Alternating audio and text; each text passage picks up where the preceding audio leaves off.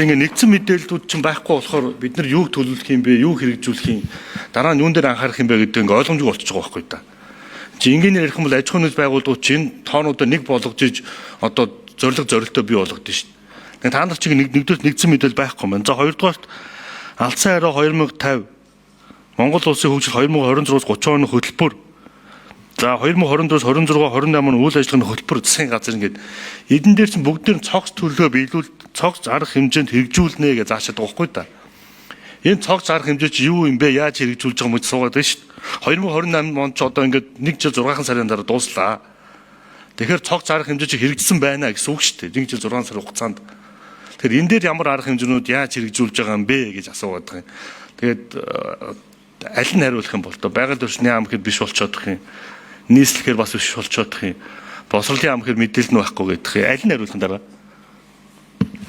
За ингээ харин яг ийм асуудлууд тухайлс нэгэн яамны эрхлэх асуудал биш болчихгууд ингээ хаягдаад байгаа байхгүй юу. Тэгэхээр энэ дээр одоо энэ хөтөлбөр дээр туссан цогц арга хэмжээ гэдгийг яаж тодорхойлж аль яам ямар оролцоотой хоорондоо уялдаа холбоотой байгаа гэдэг засгийн газрын түвшинд яригадаад хийж байгаа юм байна уу?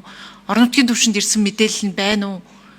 Байгаль орчны яам дээр энэ мэдээлэл нь цогц арга хэмжээ гэдэгт ямар арга хэмжээгээ тодорхойлж одоо энийхээ хэрэгжилтийг та бүхэн маань хангаж тайлгнаж байгаа вэ гэдэг дээр 8 номер. За 8 номер. За мэдээлэл дурсанчлан аймаг нийслэлийн орон удирдлагуудтай байгаль орчин уур амьсгалын сайдын хийж байгаа гэрээн дээр өрсний бохирдлыг бууруулах чиглэлээр нойлын тоог бууруулах гэрээг хийгээд явж байгаа. Тэгээд тэр төлөвлөгөөний дагуу сая хэлсэнчлэн 28 он хүртэл төлөвлөгөө гаргаа явж байгаа. Хэрэгжилт маань харин хангалтгүй. Орон нутгаас бол энэ төсвийг нөхөн жорлон бууруулах төсвөө бол тавьж өгөхгүй байгаа. Зарим тохиолдолд бас мэдээлэлж ирүүлэхгүй байгаа талууд байгаа. Ер нь бол нийтийн ариун цэврийн байгууламжийн асуудал барилга хот байгуулалтын яамны эрхлэх асуудалд хамрагддаг. Тэгэхээр манайхаас бол нөхөн жорлонгийн байгаль орчин хөрсөнд үзүүлж байгаа нөлөөллийг бас одоо тодорхой хэмжээгээр нөлөөллийн үнэлгээг хийж холбогдох байгууллагуудад хөргүүлдэг. Тэгээд улсын хэмжээнд байгаа нөхөн жорлонгийн тоогны судалгааг одоо 2025 оны байдлаар шинжилэн гаргасан.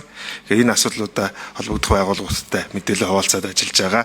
Олон улсын төсөл хөтөлбөрийн одоо хүрээнд бол бас тодорхой ажлуудыг хийж байна. Мөн одоо түрүү хэлсэнчлэн